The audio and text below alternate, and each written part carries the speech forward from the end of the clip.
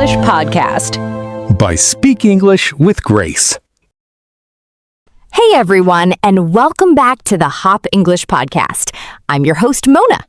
And I'm Steven. Mona, what are we doing to ourselves today? Steven, I'm about to call you out. Ready? Oh no, I feel attacked already. Okay, close your eyes for a second. Imagine this. It is 6 a.m. Your alarm is screaming at you. It is freezing cold outside your blankets, and your bed feels like a warm hug from someone you really love. You promised yourself last night, with total confidence, that today was the day you would finally start jogging.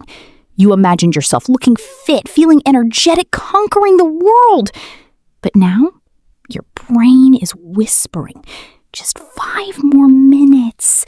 You're tired. You deserve a break. Look how dark it is outside. Oh, Mona, stop. That was me literally 4 hours ago. I am not kidding. My bed has a magnetic pole that gets exponentially stronger the earlier it gets. It's like science fiction. You aren't alone, Steven. And listeners, you aren't alone either. We have all been there. Today, we are tackling one of the biggest mysteries of the human mind. One of the most common questions we get from English learners is, why can't I just make myself do the things I know I should do? It's the million-dollar question, isn't it? I want to be a superhero, but my brain wants to be a couch potato. I want to learn English, but my phone wants to show me cat videos. Exactly. But here is the big catch. Most of what we have been told about willpower, about self-discipline, about being strong, it is completely wrong. Completely. Wait, really? Even the stuff about waking up at 4 a.m. like a millionaire?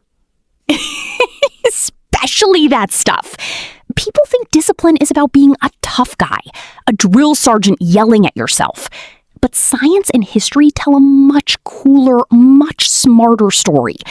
Today, we are going to learn how to actually reprogram your brain using ancient wisdom from Roman emperors and cutting-edge neuroscience.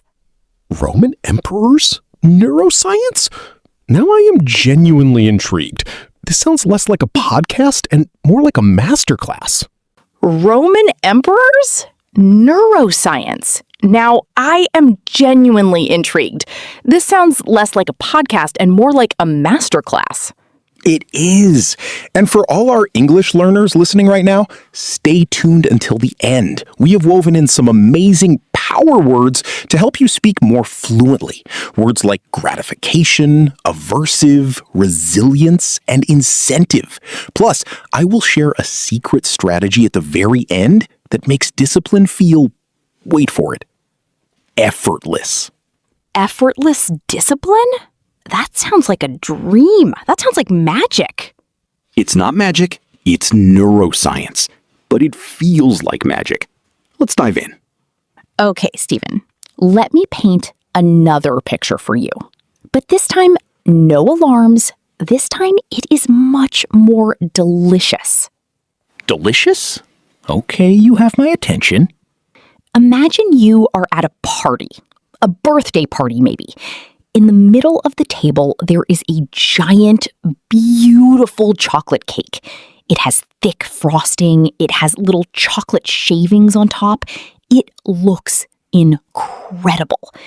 Now, you have been trying to eat healthy all week. You told yourself, this week is different. This week, I am going to be disciplined. But that cake is looking right at you. I can feel the tension already. Part of your brain says, that cake looks incredible. Imagine the sugar. Imagine the frosting melting on your tongue. Just one bite. You deserve it. But another part of your brain says, remember your goals. You want to feel healthy. You want to feel energized tomorrow morning. Walk away. It's like a tiny angel and a tiny demon sitting on my shoulders, and the demon is holding a fork. That is exactly what it is. And in the world of science, we call this the battle between the upstairs brain and the downstairs brain. Okay, I like these names already. They sound like movie titles. They kind of are. So let me explain. The upstairs brain, scientifically speaking, is called the prefrontal cortex. It is located right behind your forehead, and it acts like the CEO of a company. It handles all the big decisions, long-term goals, logical thinking, and future planning.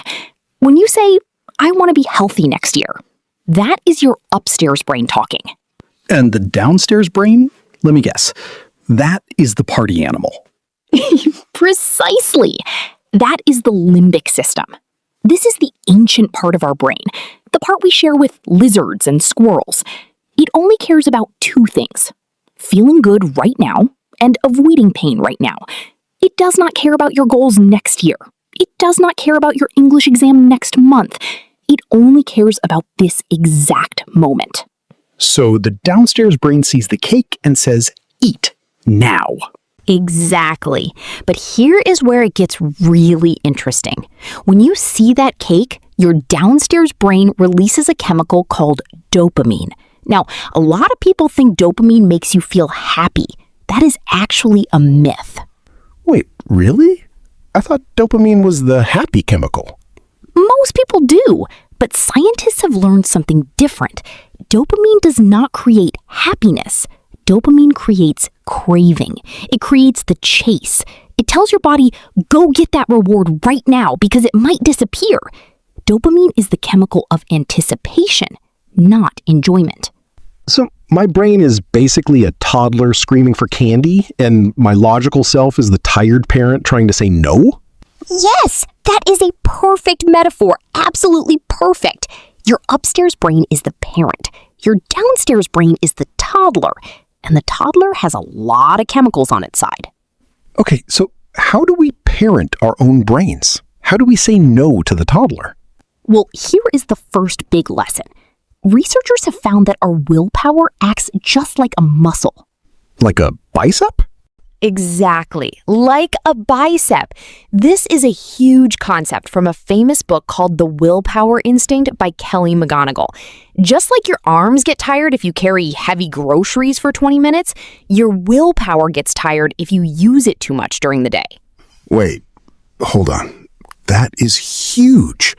So if I spend all morning being patient with my boss, making hard decisions at work, avoiding social media, and being good, I might actually have less willpower when I get home? Exactly. Scientists call this decision fatigue. Decision fatigue. That explains my entire life. Right? By the end of the day, your upstairs brain, the CEO, is exhausted. It has made 100 decisions already. And when the CEO is tired, the toddler takes over.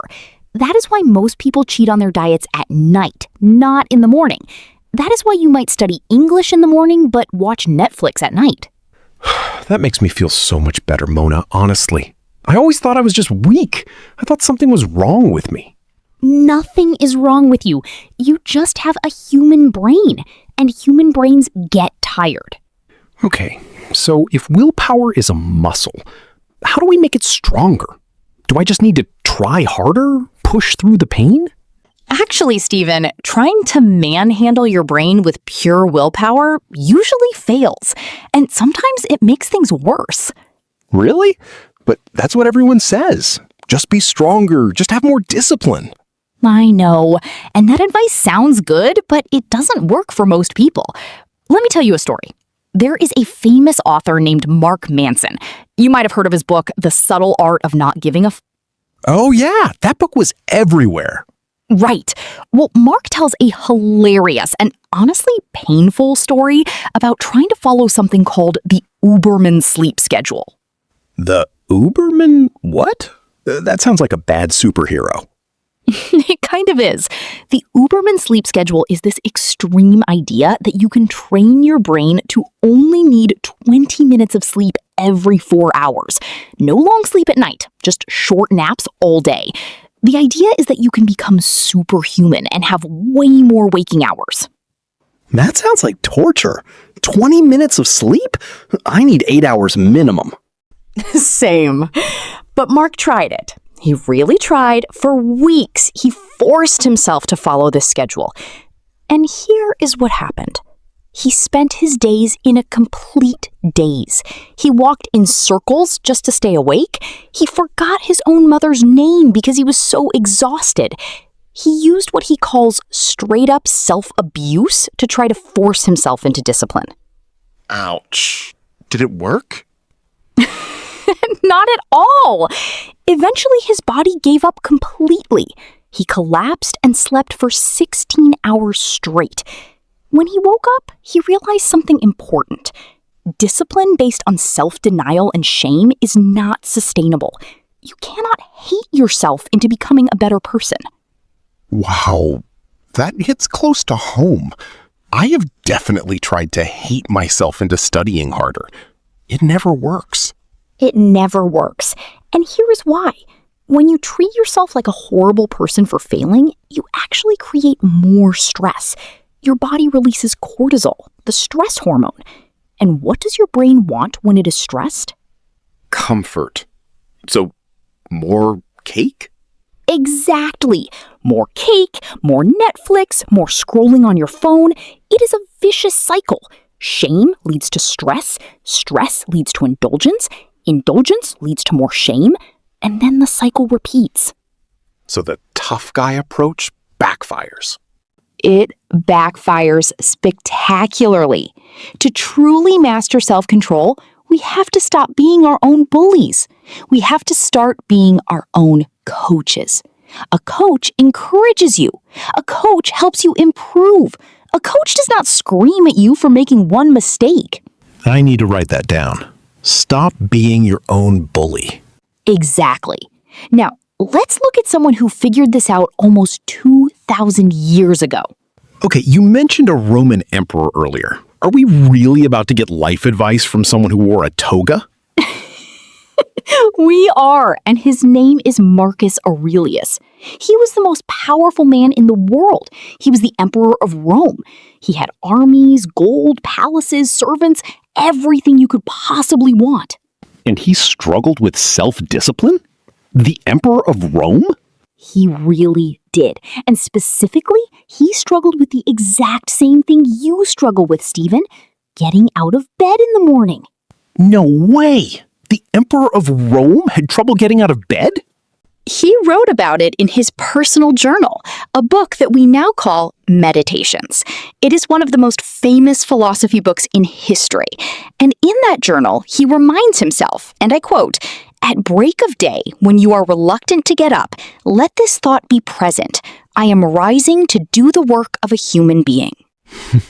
Wow, that is actually beautiful. It is. And do you notice what Marcus Aurelius is doing there? He is not just saying, "Get up, you lazy Roman." He is not using shame. Instead, he is connecting his action, getting out of bed, to a purpose greater than himself. So he wasn't waking up to check emails, he was waking up to serve his people, to be a good emperor. Exactly. He asked himself, why does this matter? And when you have a strong why, the how becomes much easier. Okay, that is brilliant. So I should ask myself, why do I need to learn English? Not just study more. Exactly.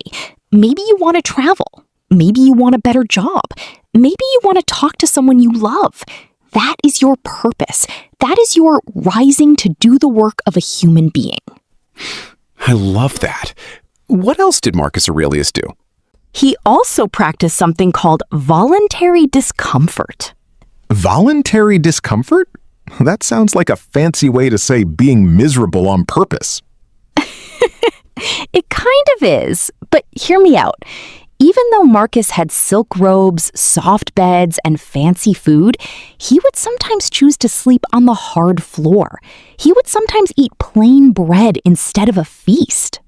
Why would anyone do that to themselves? That sounds terrible. Here is the logic. He was training his willpower muscle with small weights. He wanted to prove to his downstairs brain, the toddler, that he did not need comfort to be happy. He wanted to show his brain that discomfort was not dangerous. So when a real problem came, like a war or a sickness, he was already strong enough to handle it. Exactly. He believed that if you don't need luxury, luxury can't control you. If you don't need cake, cake can't control you. If you don't need your phone can't control you. That is incredibly powerful. I might try sleeping on the floor tonight. Maybe start smaller. Try taking a cold shower for 30 seconds. Or skip your coffee for one morning. Small weights, small discomforts. That is how you build the muscle. Okay, Mona. I love the Roman emperor advice. But sometimes my problem is not cake, and it's not the warm bed. Sometimes I have a big project, a work report, a difficult English lesson, anything. And I just cannot start. I sit at my desk and I just stare at the wall. My brain feels frozen. Oh, I know this feeling well. And most people think this is laziness, but it's not. It's not? Because I definitely feel lazy. No, Stephen. This is actually a different phenomenon. Scientists call it the motivation break. The motivation break? Like a brake on a car? Exactly like a break. Researchers at Kyoto University in Japan discovered a specific circuit in the brain. This circuit connects two areas, the ventral striatum, which detects if a task is unpleasant, and the ventral pallidum, which actually initiates action. It gets you moving. So my brain has a detector for unpleasant things? Yes, and when your brain decides that a task is going to be boring or hard or scary, the upstairs brain sends a signal to the motivation brake, and the brake literally shuts down your ability to start the task. Wait. So you are telling me that my brain is physically preventing me from starting? Yes, this is why procrastination is not a time management problem. It is an emotion regulation problem. Say that again. That is important. Procrastination is not about being bad with time. It is about being bad with feelings. You aren't lazy. Your brain is just trying to protect you from something it thinks is unpleasant or threatening. So my brain thinks a spreadsheet is a lion trying to eat me? In a way, yes. Your amygdala, which is the fear center of your brain, cannot tell the difference between a real predator and a difficult email. It reacts the same way. It says, "Danger! Do not proceed! Escape now!" So every time I avoid my homework, my brain thinks it's saving my life. Exactly. Your brain is trying to be helpful. It just has bad information. So how do we fix the motivation break? How do we tell the brain, relax, this is not a lion, it is just a worksheet? Yes, please, give me the solution. My homework is piling up. We are getting there. But first, let's take a deep breath and look at the 5 strategies that actually work. All right, Stephen, let's break this down into 5 simple, science-backed strategies. Strategy number 1 is one of my absolute favorites. It is called implementation intentions. That sounds like a big, scary psychology term. It sounds scary, but it is incredibly simple. It is just an if-then plan. If-then? Like a computer program? Exactly like that. Most of us make vague goals. We say things like, I will study English more, or I will exercise tomorrow. But the brain hates vague goals. Vague goals give the downstairs brain room to argue. Oh, I see. Vague means my toddler brain can say, well, more could mean 5 minutes, or tomorrow, or never. Exactly. So instead, you create a specific rule. You say, if it is 5 p.m. and I am finished with work, then I will open my English app for 10 minutes. So I am taking the decision-making out of it. Yes, you are pre-programming your upstairs brain. When 5 p.m. comes, you don't have to decide. You don't have to feel like doing it. You just follow the rule. The decision is already made. That is genius. So I don't have to fight myself every single day. I just have to follow the if-then. Exactly. And research shows that people who use implementation intentions are 2 to 3 times more likely to achieve their goals. 2 to 3 times. Okay, I am doing this tonight. If I finish dinner, then I will study vocabulary for 15 minutes. Perfect. That is a beautiful implementation intention. Now, strategy number 2. Strategy number 2 is for everyone who hates the gym, everyone who hates studying, everyone who avoids the boring stuff. It is called temptation bundling. Temptation bundling? I like the sound of temptation. Tell me more. Temptation bundling is when you link a behavior you need to do with a behavior you love to do. You put them together in a bundle. Give me an example. Okay, you are only allowed to watch your favorite Netflix show while you are on the treadmill, or you only listen to your favorite podcast while you are doing the dishes, or you only drink your fancy coffee while you review your English flashcards. So the reward pulls me through the work. Exactly. And here is the beautiful thing about this strategy. It uses your brain's dopamine system, the craving chemical, to help you instead of hurt you. Wait, explain that. Usually, your brain releases dopamine when you anticipate the cake. That dopamine makes you want the cake now. But with temptation bundling, you are retraining your brain. You are saying, I will only get the fun thing if I do the hard thing first. So my brain starts to crave the hard thing because it leads to the fun thing? Yes!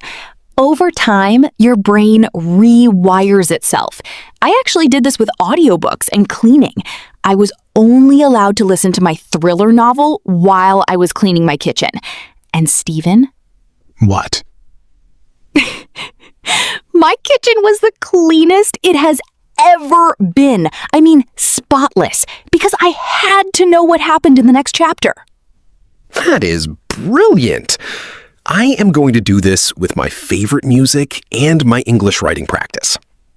Do it, and let us know how it works. Strategy number 3 is next. Strategy number 3 is about physics. Sort of. Physics? Now we are really getting serious.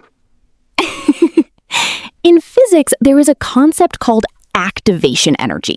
It is the minimum amount of energy required to start a chemical reaction, and your brain works the same way. So my brain needs a certain amount of energy to start a task? Exactly. And here is the key. The hardest part of any task is the first 30 seconds. Just the very beginning. So your job is to make those first 30 seconds as easy as humanly possible. How do I do that? You reduce activation energy. You lower the barrier to starting. For example, if you want to go running in the morning, lay your running clothes out the night before. Put them right next to your bed. Put your shoes right there. When you wake up, everything is ready. So I don't have to search for my socks at 6 a.m.? Exactly. Searching for socks is activation energy. Deciding what to wear is activation energy. You want to remove all those tiny decisions. What about eating healthy? How do I reduce activation energy for that? Great question. Put the fruit bowl in the middle of your kitchen table, right in the center. Put the cookies in the back of the highest shelf. Or better, don't buy the cookies at all. So I am making the good habits easy and the bad habits hard. Yes, this is called environment design. You are building a fortress around your focus. You are making it easier to be good than to be bad. I actually do the opposite of this. I hide my phone in another room when I need to work. That is actually perfect. That is reducing activation energy for focus. You are removing the temptation. That is exactly right. So I am accidentally a genius? Accidentally, yes. Keep doing that. All right, strategy number 4. And this one is a little bit of a reality check. Uh-oh. Reality check sounds scary. Not scary, just honest. So here is the myth. Many people believe that a new habit takes 21 days to form. Yeah, I have heard that forever. 21 days. That number comes from a book about plastic surgery patients. It was never about habits, and modern research has completely debunked it. How long does it actually take? A famous study from University College London found that on average, it takes 66 days for a new behavior to become automatic. 66 doles? Mona, that is over 2 months. I can barely stay disciplined for 2 days. I know, it sounds like a lot, but here is the secret. You do not have to be perfect for those 66 days. I don't? No, missing one day does not break the habit. The study found that missing an occasional day had almost no effect on the long-term formation of the habit. The key is not perfection. The key is consistency over time. So if I miss a day, I don't have to give up? Never give up. Think of it like carving a path through a forest. The first time you walk the path, it is hard. There are branches and rocks, but the 20th time you walk it, the path gets clearer. The 60th time, the grass is gone. The path is easy. So every time I practice English, even for 5 minutes, I am carving the path. Exactly. And eventually, the path becomes automatic. You don't have to try anymore. You just do it. That is the definition of a habit. 66 days. Okay, I can do that. 1 day at a time. That is the right attitude. Now, strategy number 5, this is the most important one. Strategy number 5 is the one that most people forget, and it is also the most powerful. It is self-compassion. Self-compassion? Like being nice to myself? Exactly like that. When you mess up, and you will mess up because you are human, do not call yourself a failure. Do not call yourself lazy. Do not call yourself stupid. But that is my default reaction. I say, Stephen, you are so undisciplined. I know, we all do it. But remember what Mark Manson taught us. We need to de-link our mistakes from our morality. De-link mistakes from morality. That means Eating a cookie does not make you a bad person. Skipping one workout does not make you a failure. Missing 1 day of studying does not mean you are stupid. it just means I am human. Exactly. Think about it this way. If your best friend came to you and said, "I messed up today. I ate too much cake," what would you say to them? I would say, it's okay. You'll do better tomorrow. Don't be so hard on yourself. Now say that to yourself. Be your own best friend, not your own bully. That is really hard for me. I know. It is hard for everyone. But research shows that people who practice self-compassion actually have more willpower, not less, because they don't waste energy on shame. Shame is exhausting. Self-compassion gives you energy to try again. So being nice to myself actually makes me more disciplined? Yes, the science is very clear on this. Self-compassion reduces stress, and lower stress means your upstairs brain can work better. You are not fighting a war against yourself anymore. I am going to try this. The next time I make a mistake, I am going to say, "It's okay. Keep going." Perfect. That is exactly right. And in the modern world, we have new tools to help with this. Tools? Like apps? Yes. Have you heard of Kin? No, what is Kin? Kin is a private AI assistant designed to help with things like self-discipline. It is like a digital life coach. An AI life coach? That sounds futuristic. It is. You can tell Kin your goals, and it helps you find patterns in your behavior. It provides a judgment-free space to talk about your struggles.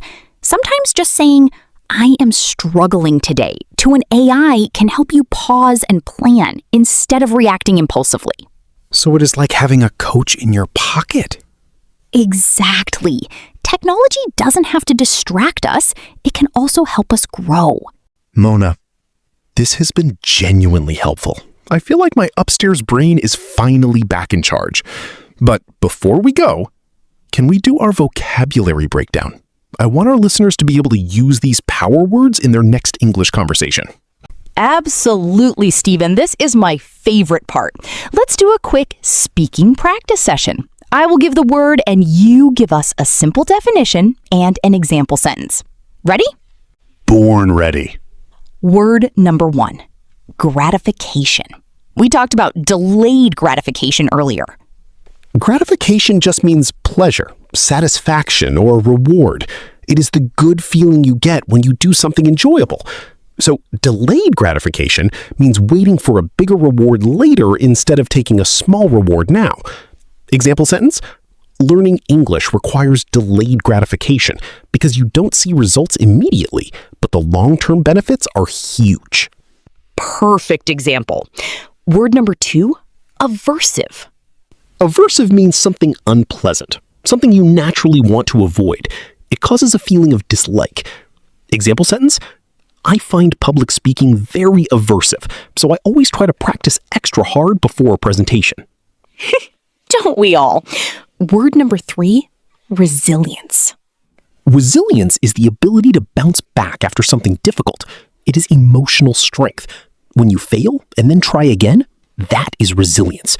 Example sentence: even though he failed his English exam, his resilience helped him keep studying, and he passed the next time. Beautiful. And one more, word number 4, incentive. An incentive is a reason or a reward that motivates you to do something. It is the why behind your action. Example sentence: my boss offered a bonus as an incentive for us to finish the project early, and everyone worked much harder. You nailed it, Stephen. Those are 4 powerful words. Listeners, try to use one of those words today. Say it out loud. Write it in a sentence. That is how you build fluency. And that brings us to the end of our journey today. Stephen, any final thoughts? Yeah, actually. I came into this episode thinking discipline was about being tough and mean to myself. I thought I was broken because I couldn't wake up at 5 a.m. like an Instagram influencer. But now I realize my brain is just being a brain. It's not broken. It just needs a better strategy. That is beautifully said. Self-discipline is not about being perfect. It is not about being a drill sergeant. It is about building a better relationship with yourself. It is about choosing your future self over your present impulse. I love that. Choosing your future self. Every time you do the hard thing, the workout, the study session, the vegetable instead of the cake, you are sending a message to your future self. You are saying, I care about you. I am investing in you. Okay, I am going home tonight, and I am laying out my gym clothes right next to my bed. Activation energy, here I come. That is the spirit. And listeners, we want to hear from you. What is one small change you are going to make today? Send us a message. Leave a review. We read every single one. And don't forget to check the description for your free PDF study guide. It has all the vocabulary, the 5 strategies, and the Marcus Aurelius quotes. Yes, absolutely. Thank you so much for listening to the Hop English podcast. Remember, you have the power to reprogram your brain. Start small. Be kind to yourself. Keep moving forward. You have got this. We will see you in the next episode. Stay curious, stay disciplined, and Bye for now. bye!